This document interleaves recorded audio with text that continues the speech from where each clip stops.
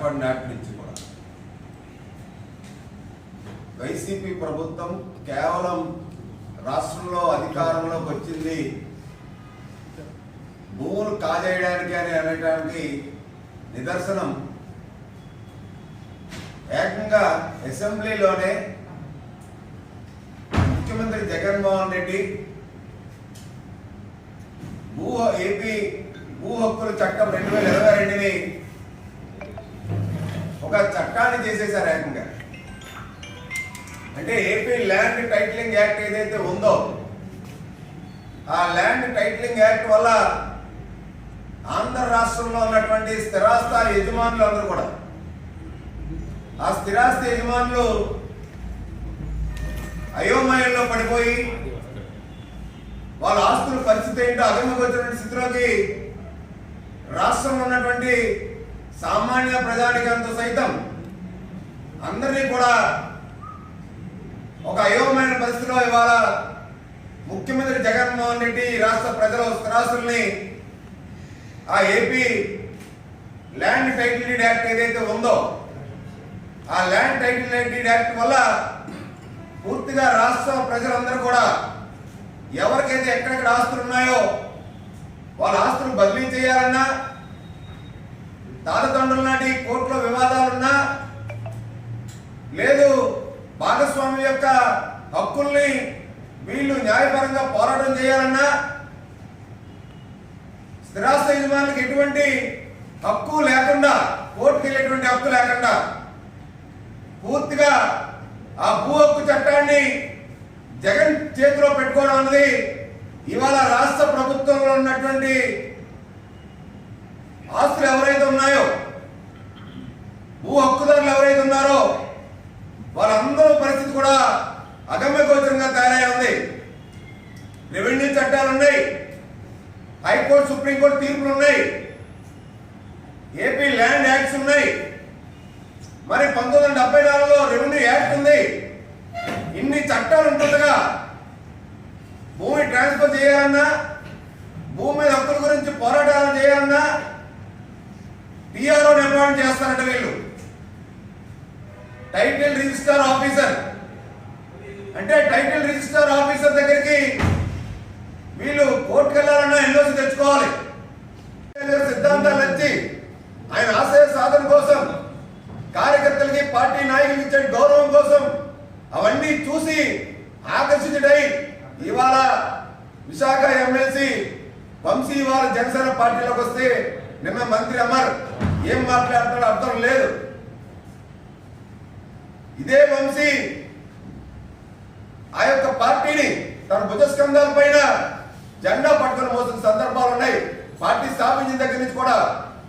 అలాంటి వ్యక్తికి బీసీ నాయకుడికి అన్యాయం జరిగింది, అవమానం జరిగింది, కనీసం గుర్తింపు లేకుండా మమ్మల్ని రాజకీయంగా అడగొక్కడానికి చూస్తున్నారని చెప్పి ఒక బాధతో ఒక ఆవేదనతో రాజకీయ సుస్థిరత రాజకీయంగా రాష్ట్ర అభివృద్ధి కోసం రాష్ట్ర భవిష్యత్తు కోసం యువత భవిష్యత్తు కోసం మనం నిలవాలి అంటే జనసేనాని పవన్ కళ్యాణ్ గారికి అండగా ఉండాలి.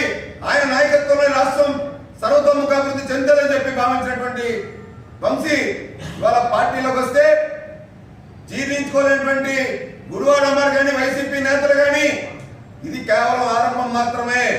నాయకత్వం నచ్చి పవన్ కళ్యాణ్ గారి ఆశయ సాధన కోసం పవన్ కళ్యాణ్ గారు తీసుకున్న నిర్ణయాల కోసం పవన్ కళ్యాణ్ గారి యొక్క సిద్ధాంతాల కోసం జనసేన పార్టీలోకి పెద్ద ఎత్తున ప్రతి ఒక్కరు కూడా రాబోతున్నారు. జనసేనాని పవన్ కళ్యాణ్ తీసుకున్న నిర్ణయానికి పార్టీ నిర్ణయానికి విశాఖ జిల్లాలోనే కాదు రాష్ట్రంలో ఉన్నటువంటి జనసేన పార్టీ శ్రేణులందరూ కూడా ఎవరు వచ్చినా మనస్ఫూర్తిగా ఆహ్వానిస్తాం. మాకు రాష్ట్ర అభివృద్ధి ముఖ్యం, అధికారం ముఖ్యం కాదు. ఖచ్చితంగా రాష్ట్ర అభివృద్ధితోనే ఈ రాష్ట్రాన్ని మనం కాపాడుకోగలుగుతామని చెప్పి ఎత్తుపోతా ఉన్నాం.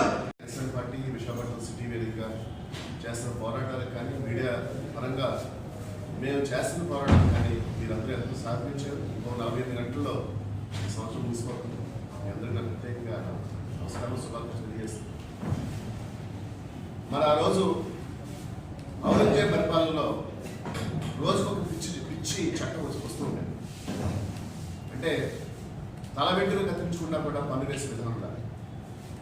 దానికి మరో పేరుగా జగన్మోహన్ రెడ్డి ప్రభుత్వం ఈరోజు రకరకాల చట్టాలు తీసుకొస్తుంది.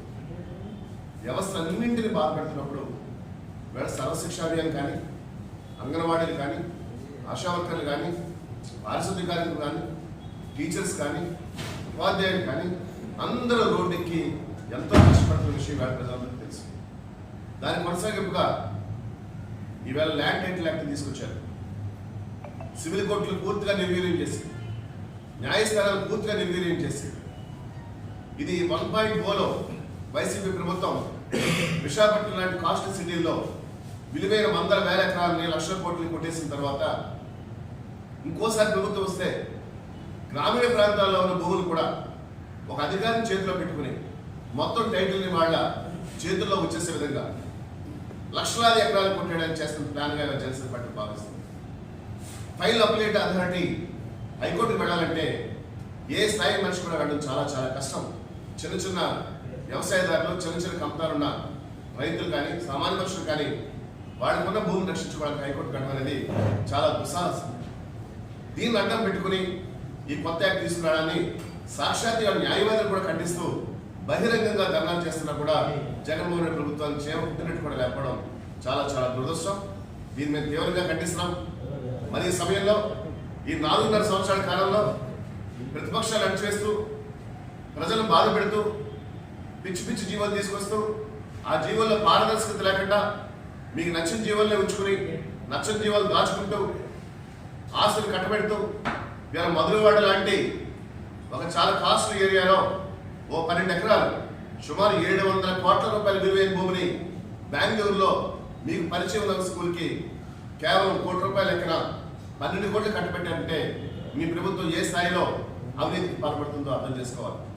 దీని కొనసాగింపుగా ఫిబ్రవరి మొదటి వారం వరకు ప్రజలందరినీ మభ్యపెట్టడానికి ఒక 120 కోట్ల రూపాయలతో ఆడుదాం ఆంధ్ర అనే ఒక జోకర్ పథకానికి, ఒక జోకర్ కార్యక్రమానికి మీరు రూపుదిద్ది మీరు చూస్తున్నారు మీడియాలో. చాలా ఫన్నీగా, చాలా ట్రోల్స్, చాలా మీమ్స్, మంత్రులు పడిపోతున్నారు, ఎమ్మెల్యేలు పడిపోతున్నారు, టూరిజం మంత్రి సీఎం గారు బ్యాటింగ్ నేర్పుతున్నారు, బ్యాట్తో టెన్నిస్ బాల్ పడితే బ్యాట్లు ఎగిరిపోతున్నాయి, వికెట్లు గుచ్చుకోవాలి, అది భూమిలో పెడుతుంటే ఎగిరిపోతున్నాయి, షటిల్ బ్యాట్లు ఎగిరిపోతున్నాయి, సచివాలయ సిబ్బంది ఆడుకుంటున్నారు, ఎంఆర్ఓలు ఆడుకుంటున్నారు, ఎండిఓలు ఆడుకుంటున్నారు. అసలు ఆడుతున్నది అధికారుల, ప్రజల, క్రీడాకారుల, దాని పేరు క్రీడా సభలు అనే కన్నా కూడా Jaganmohan Reddy and batch circus company పెడితే బాగుంటుందని చేస్తారు బట్టి గట్టిగా చెప్తుంది.